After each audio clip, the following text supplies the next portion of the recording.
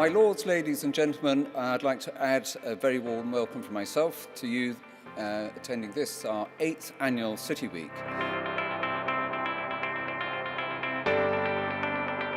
We want the financial services industry at our side, using your knowledge, expertise and experience to help shape this country's trade policy and our place in the world.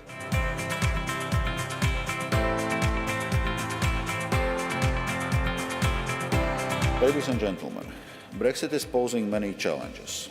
For the financial sector, the Commission's first priority is to safeguard financial stability and ensure investor protection.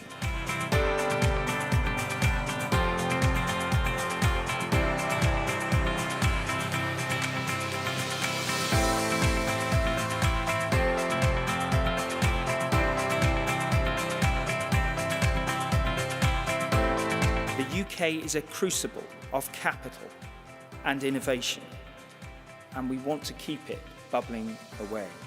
China in the new era will remain committed to its fundamental national policy of opening up. We'll pursue development with our doors wide open.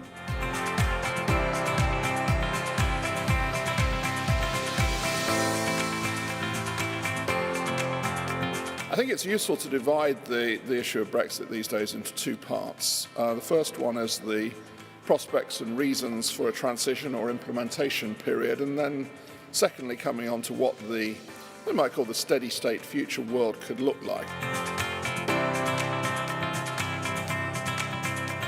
9 years later, some actors may, however, be tempted to have short memories and to forget the lessons of the crisis. But diluting financial regulation would pave the way for the next financial crisis. It's the premier event in the city in financial services. There's no question now, it's got that status.